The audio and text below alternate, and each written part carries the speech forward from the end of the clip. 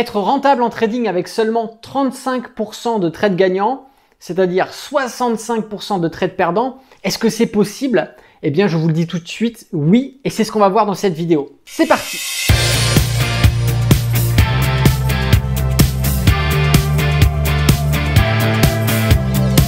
Bonjour à tous, c'est Alexandre, le trader indépendant, et dans cette vidéo, on va voir ensemble comment être rentable avec seulement 35% de trades gagnants, 65% de trades perdants. Vous rêvez pas, c'est tout à fait possible, et il n'y a rien de magique derrière, il n'y a rien de mystérieux, c'est tout simplement du bon sens et surtout l'application d'une façon de trader qui vous semblera logique par la suite, mais que beaucoup de débutants, malheureusement, ne prennent pas en compte. Voilà les éléments qu'on va voir dans cette vidéo, passent complètement à côté, et c'est ce qui fait que même avec beaucoup de trades gagnants, un pourcentage assez élevé de 50, 60, 70% de trades gagnants, parfois, ils ne sont pas rentables, et même c'est bien souvent le cas, ils ne sont pas rentables. Allez, on va sur l'ordinateur, je vous explique ça. Comment être rentable avec beaucoup de trades perdants?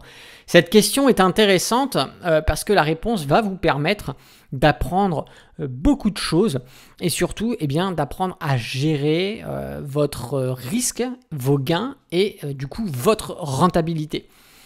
Donc il n'y a rien de mystérieux, mais on va prendre notre exemple d'un trader, voilà, peut-être que c'est vous, sur votre ordinateur et vous avez de superbes performances. 95% de positions gagnantes, exceptionnel, 5% de positions perdantes, mais en réalité, ce pourcentage de positions gagnantes perdantes n'a strictement aucun intérêt puisque dans cette situation, vous pouvez ne pas être rentable. Et c'est bien souvent le cas des débutants que je vois passer soit parce que ce sont des étudiants de mes formations qui démarrent et qui ont déjà tradé et qui viennent un petit peu avec leurs statistiques avant formation me montrer un petit peu ce qu'ils ont fait à l'époque, ou alors des traders sur des forums ou même sur d'autres réseaux sociaux qui partagent leur expérience. Effectivement, on peut s'apercevoir que parfois le ratio de trades gagnants-perdants est quand même intéressant puisque 95% de positions gagnantes c'est pas mal, mais il n'y a pas de rentabilité derrière, c'est-à-dire que semaine après semaine, mois après mois, le trader perd de l'argent. Alors comment est-ce que c'est possible?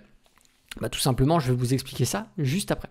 On va avoir aussi à l'inverse un trader qui lui va seulement avoir 35% de positions gagnantes, 65% de positions perdantes et pourtant il est rentable. Comment est-ce que c'est possible? Alors ça, c'est un grand problème que beaucoup de débutants ont lorsqu'ils commencent le trading, c'est qu'ils se focalisent sur le nombre de positions gagnantes et perdantes et non sur la rentabilité. C'est deux choses complètement différentes. Donc comment ne pas être rentable avec 95% de trades gagnants? C'est très simple, ça se schématise un peu comme ça. Vous allez avoir 19 trades gagnants, vous allez gagner plus 10 euros, plus 10 euros, plus 10 euros. Ouais, super, franchement, vous enchaînez les trades gagnants. Et puis à un moment, vous avez un trade perdant, bam, la claque. Alors ça peut être pour plusieurs raisons, soit parce que vous vous êtes dit mince, je suis peut-être en train de perdre, mais je sais que ça va remonter, donc je laisse la perte courir, ça va bien finir par monter. Ça descend, ça descend, ça descend, vous perdez de plus en plus. À un moment, vous clôturez, vous prenez une grosse perte. Ou alors, vous avez l'habitude d'avoir un stop loss ultra éloigné et vous laissez le stop loss clôturer votre position, ou vous vous positionnez sur une très forte volatilité et vous faites une perte excessive en quelques secondes. Ça peut arriver, mais vous voyez que ici, malgré le fait qu'on ait énormément, on a 19 trades gagnants et un seul trade perdant, on a quand même un résultat à la fin de moins 10 euros. Le trader ici, il est tout simplement perdant. Vous vous rendez compte l'énergie gaspillée pour faire cette succession de trades gagnants? C'est complètement gâché par une perte qui vient bouffer la totalité des gains et encore creuser le portefeuille par la suite.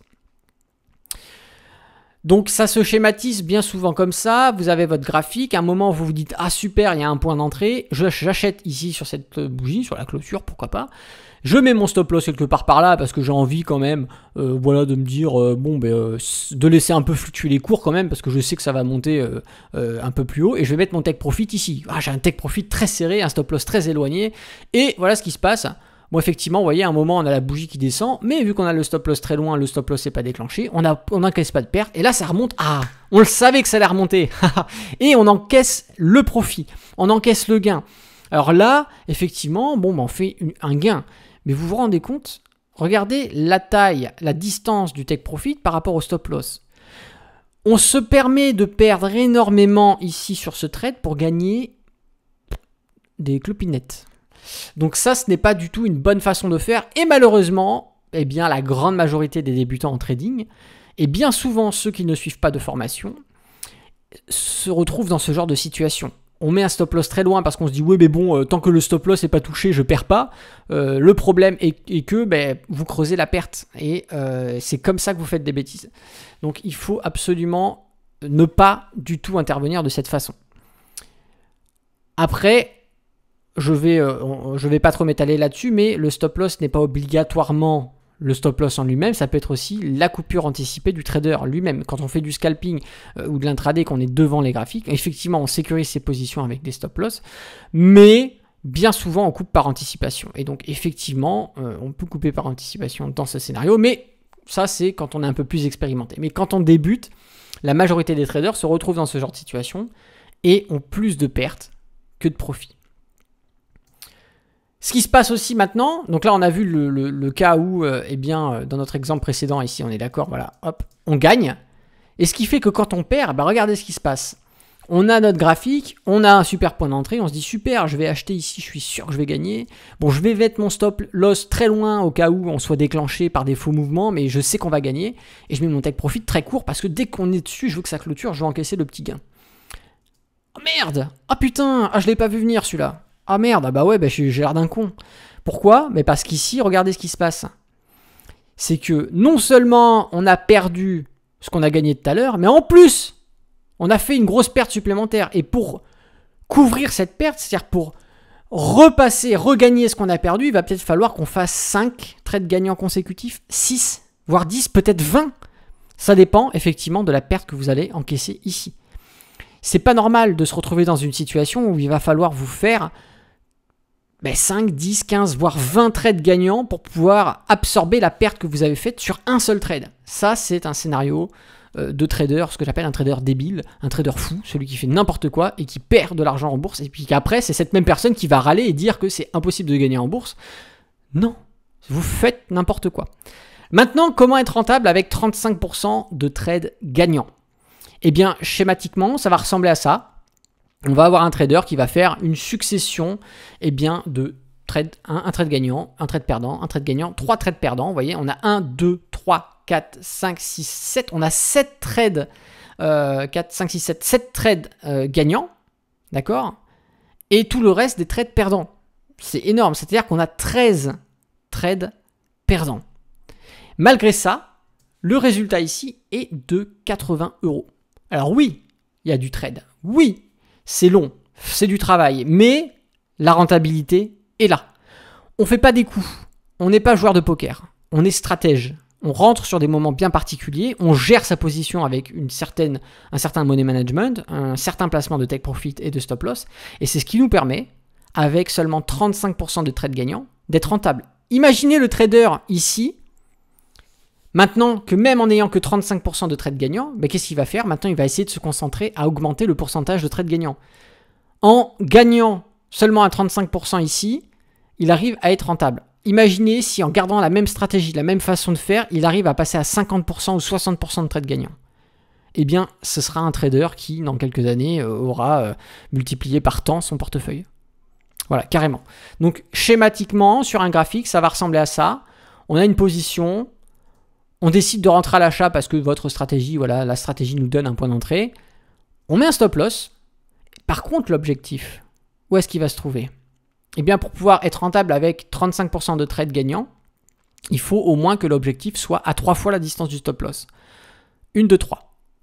Le take profit sera ici. D'accord? On va placer le take profit à 3 fois la distance du stop loss. Ce qui fait que, Dans ce scénario, vous voyez ce qui se passe. Ouais, super, j'ai bien placé mon stop loss parce qu'il ne faut pas le placer n'importe où non plus. Hein, c'est un travail. Il y a toute une stratégie. C'est pour ça qu'il faut apprendre à trader avant de trader. Il y a des façons de faire. Un stop loss se place intelligemment. Et quand il est bien placé, en niveau des probabilités, généralement, il n'est pratiquement pas touché. Ce qui se passe ici, regardez, tout simplement, le take profit est touché. Et donc, ça veut dire qu'on a risqué 1 pour gagner 3. C'est-à-dire que là, pour perdre tout ce que je viens de gagner, il faudrait que je perde 3 fois de suite.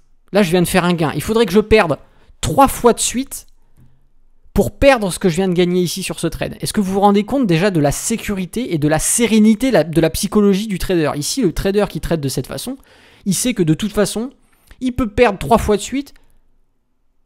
Il sera toujours, ça ne viendra pas empiéter sur son portefeuille. C'est-à-dire qu'il faut 3 pertes pour que ça vienne grignoter la totalité du gain de ce trade-là.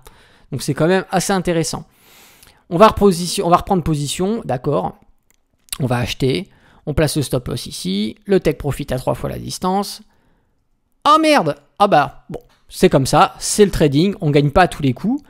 Mais c'est pas grave, parce que j'ai beau avoir perdu ce trade-là, je suis toujours gagnant sur le trade d'avant. Ça m'a pris que 1/3 du gain du trade précédent, mais il me reste toujours les 2/3 de ce que j'ai gagné. Voilà. Donc ici, et en plus ça veut dire que si le trade d'après il est gagnant, non seulement je rembourse ce que j'ai perdu sur cette partie-là, mais en plus je gagne 2/3 de plus. Donc c'est quand même top.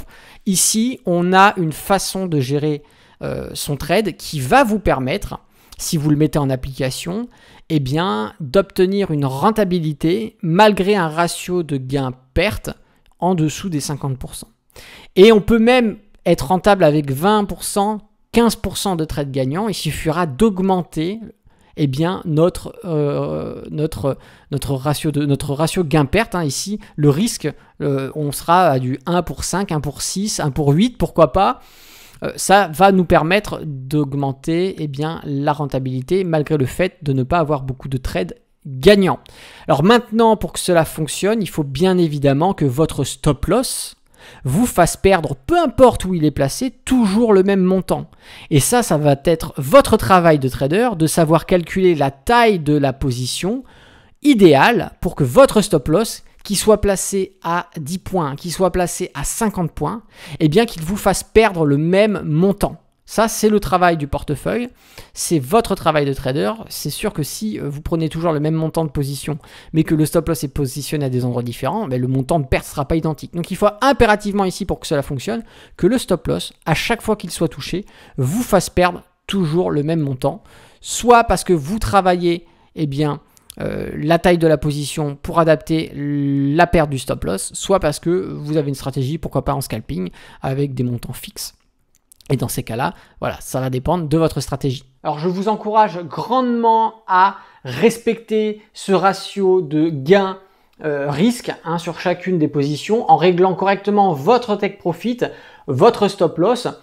C'est pas obligatoire d'aller chercher un take profit à 3 fois la distance du stop loss, mais il faut respecter le minimum de 1 pour 1. C'est ce qui vous permettra d'éviter des grandes pertes, de petits gains et en finalité de biaiser votre rentabilité. Voilà, si le trading vous intéresse, en haut à droite s'ouvre une petite fiche. Vous avez aussi le lien dans la description. Il s'agit d'une formation qui est totalement offerte et qui va vous permettre de savoir comment est-ce qu'on fait pour lire un graphique boursier, qu'est-ce que les indicateurs techniques, comment est-ce qu'on va faire concrètement pour gagner de l'argent en trading, à quel moment on sait s'il faut acheter, vendre. Et puis si vous souhaitez aller plus loin et que vous souhaitez exploser vos résultats, je vous invite à aller voir le catalogue des formations complètes.